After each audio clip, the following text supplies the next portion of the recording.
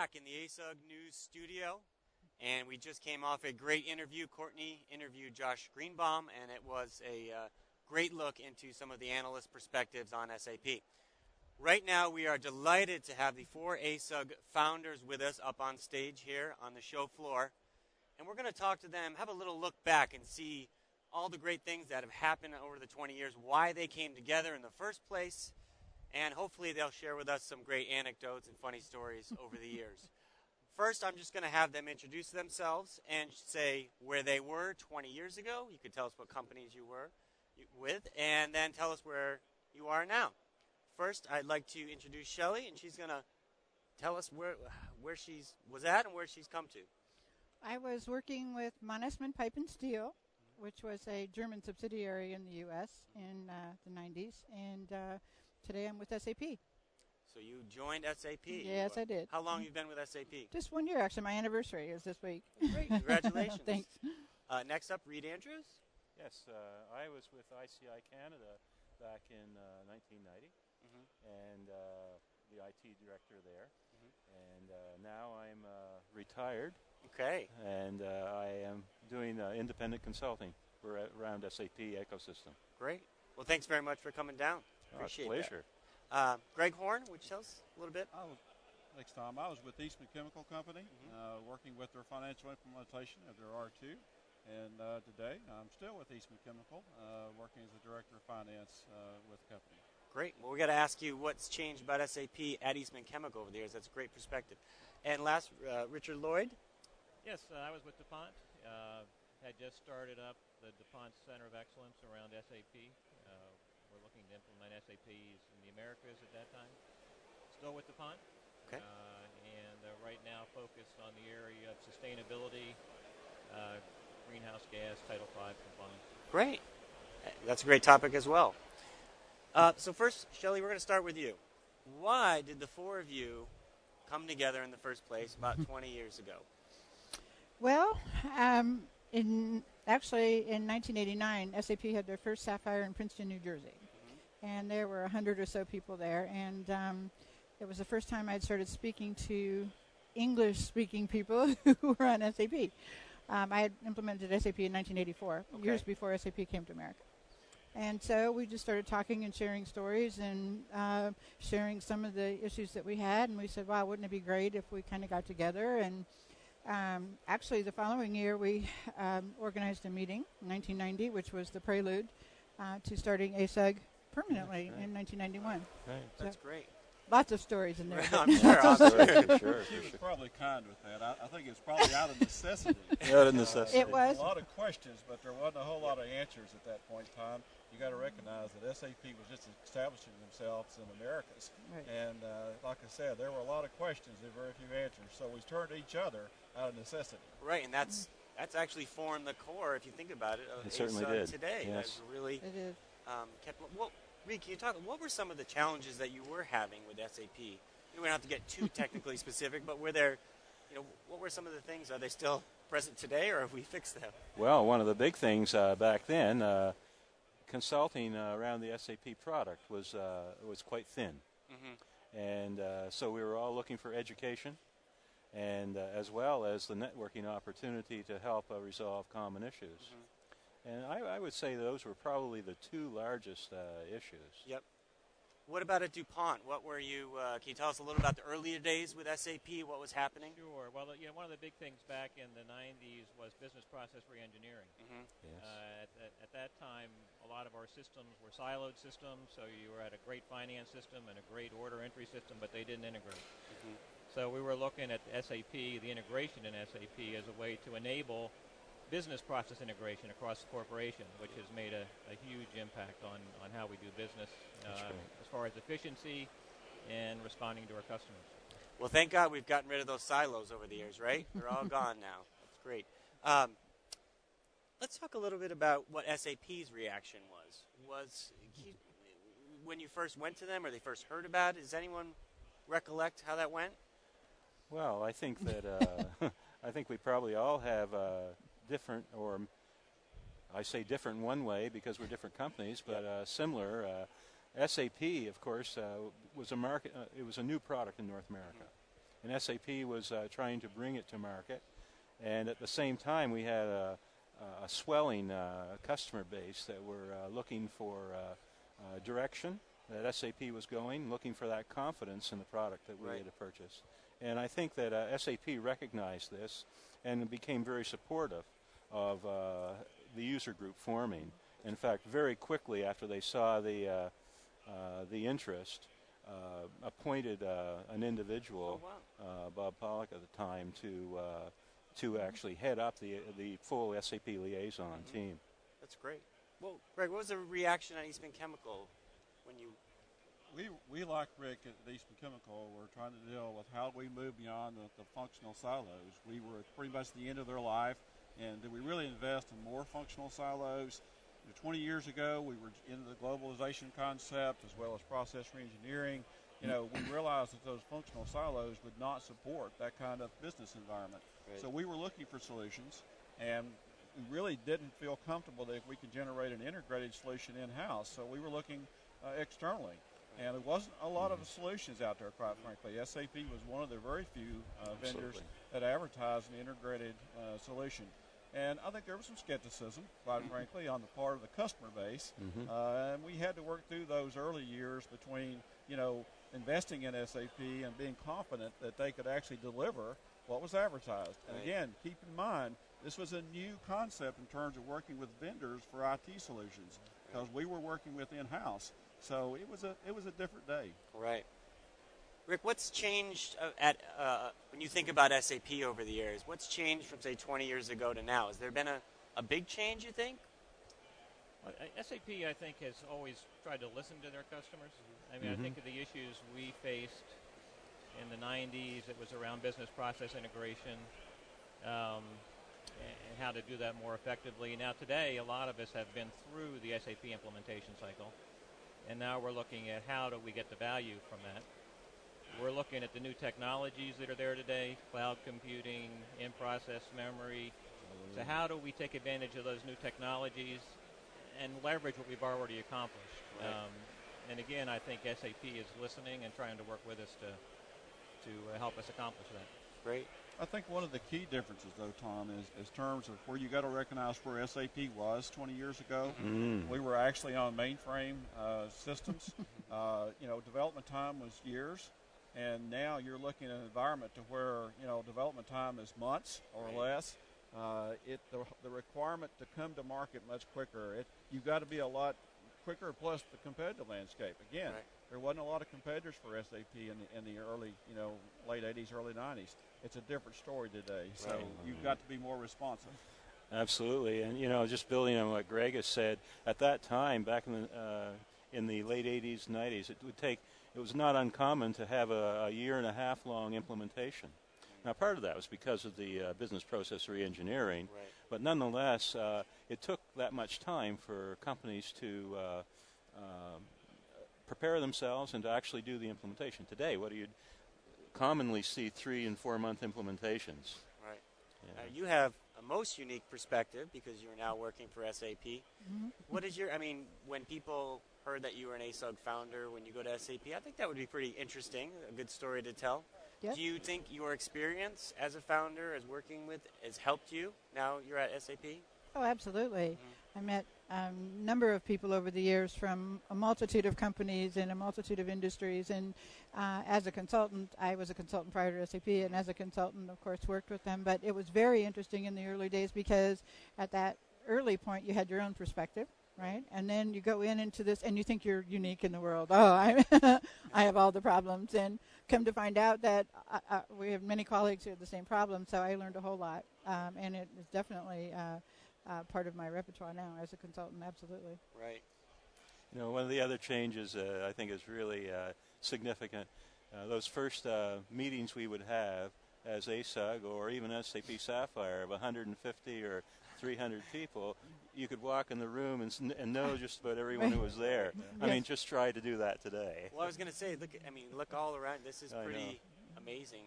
And ASUG, of course, over 85,000 members. Well, they owe it all to you. Could you, Rick, could you envision this happening, or did you guys think you were on to something? Well, I think we thought we were on to something. I don't know if we thought we were on to this. On to something or on? You're right. That's right. No, not on something. Not on something.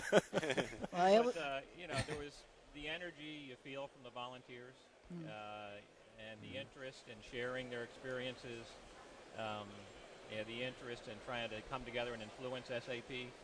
That's something that I think we all drew energy from. Yes. And inspired us to do the things we were doing to help facilitate that. And I still see it today. I mean, it's the same energy is there, and it's growing. So I think it's great.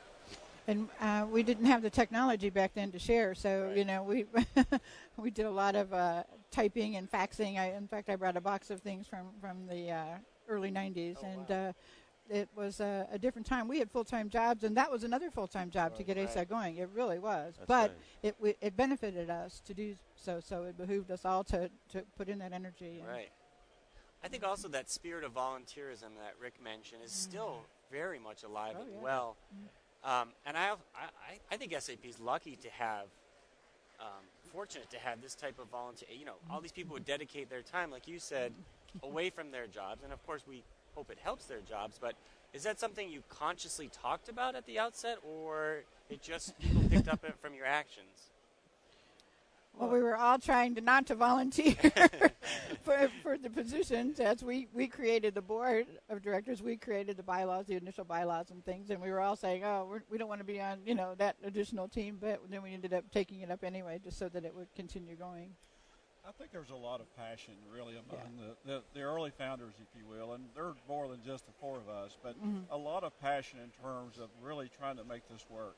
And when we got into this, I know when we were looking at evaluating SAP, we had an opportunity to visit with these guys even before we were a customer, and they were so open in terms of talking to us about the product, some of the pitfalls, some of the advantages, that you really felt compelled to give something back. And I think that's where a lot of us came from, is that we were advantaged early on, and we wanted to give something back. And when you think about the three pillars of ASUG, networking, education, and influence, you look at all three of those, and there were a lot of value as an individual company, as well as an individual, quite frankly. Right. So, but there was a lot of passion to give something back. Absolutely. And Greg mentions those three pillars, and back in 1990 when we started, those were immediately came to the surface, and they are, I think, very strong still today, and the thing that drives force. Talk about what you get back out of this when you sit in a room with people and you talk about experiences, and you're able to share something that helps someone else, and then you see that person or a company reach out and begin giving back. There's a lot of satisfaction in that, and that helped, I think, buoy us all along. Absolutely. Rick, would you mind talking about, we haven't really talked too much about the technology, but how much has it really changed over the years? I mean, you hear the stories sometimes about people still running, R2 or something, but, how much has it, those stories, how much has it changed, do you think? Or has SAP changed so much? Has it become more about the business rather than the technology, as I think we've hoped it? Or The technology certainly changed tremendously, but I think the focus has been taking advantage of the technology to the fullest. So in the early days, R2, we started on R2 at DuPont. It was cumbersome, it was slow, but it helped enable some of that early business process work that we wanted to do. Now as we've switched to R3 and we're looking at the future around ERP and now cloud, it's not about the technology, I don't think. It's about taking advantage of the technology to try to connect with your customers, to try to better connect within your own company, and that's where the focus is. And the technology keeps evolving, and we heard in the keynote this morning from SAP some of these amazing things are going to happen in the next 10 years. And, right. You have to be fast. So it's getting faster, and that's where you need to be if you're going to compete globally. And I'm not sure that you can really say that either technology pulls through the business processes or the business processes pulls through the technology. Really, they're both changing. And I think in some cases technology reacts to the business processes. and fills the solution gap. And on the other hand, I think that there's opportunity that, it can work the other way. But they really work together, and you sort of got to respond. The customers got to respond, SAP's customers. We got to respond, and they got to respond to our needs. I mean, they're in the business to sell software and solutions. Right. So, but it's ever-changing and really changing rapidly. And I think SAP over the years has recognized the value of working with a user organization. Particularly, I'm thinking of the influence councils, which are working a few years out in advance on what should be developing to support the best practices in business organizations. Right. I wonder, Greg, I'll ask all of you, to start with Greg. Since you were such an early proponent of SAP and you kind of stuck your neck out there a little bit, in the early days when maybe it was challenging, did you ever feel like, oh, why did I do this? What did I get myself into? I could give you a very real example. At the point in time that we actually recommended, I was part of a small team that recommended SAP. I'll never forget, our CIO looked at me point blank and pointed his finger and said, I want you to know SAP's no silver bullet. So, yes, there were definitely challenges, and not everybody had bought into the concept. I think it was more fear than anything else because, again, we had always had in-house systems, and you were leveraging your future on a vendor. Yeah, and, right. At that point in time, that wasn't all that common. So I think there were a lot of fear and a lot of questions for folks. So, yeah, we climbed out on a limb, in some cases pretty far out on that limb. Right. What about you, Rick? Do you have any similar story? Yeah, DuPont started very early with SAP, so I actually lived in Germany 5 years, 1985 to 1990, and we had landed on SAP as our European solution. At the time, it was a country solution.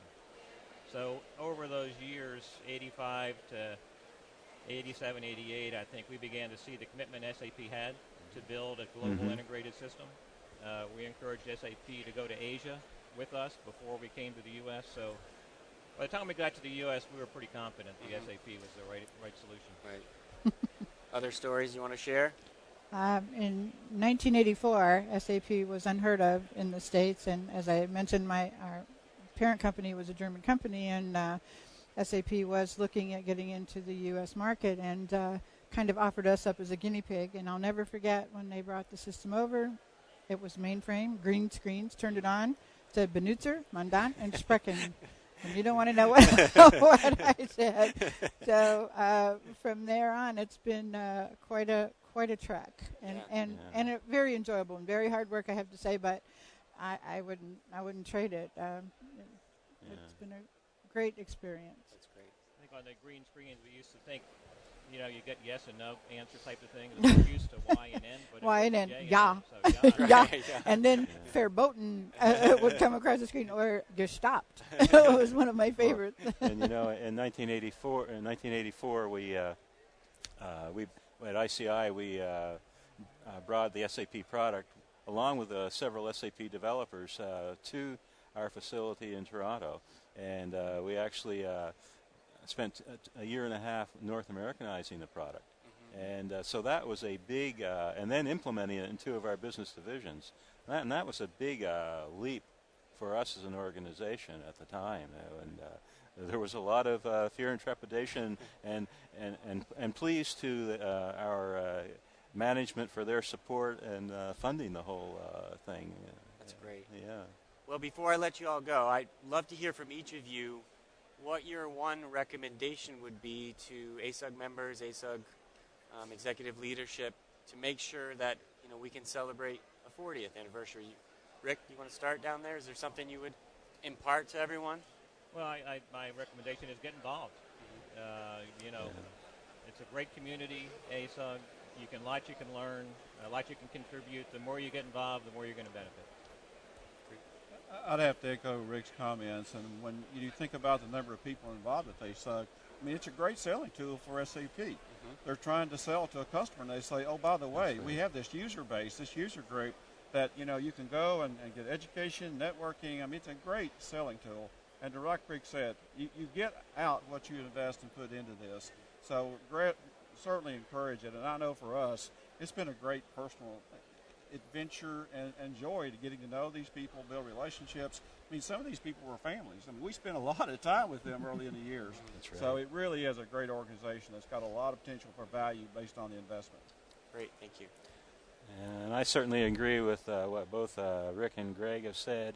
And I guess I would also encourage the people who are getting involved to make sure that they are getting good communication with their management and within their organization, because that will help them foster the development and also get more, in turn, get more traction with SAP. Right, thank you. The three gentlemen have said it quite well. I would encourage joining some of the smaller groups, the SIGs or the industry-specific groups or the geographic groups, because I know folks look at this adventure and the big ASUG feel they might not get as much out of it as they can, but in the smaller groups, especially the SIGs, a whole lot to learn, a whole lot to gain. Well, thank the four of you for being here. We appreciate it. And we'll have much more coming from the ASUG News Studio for the rest of the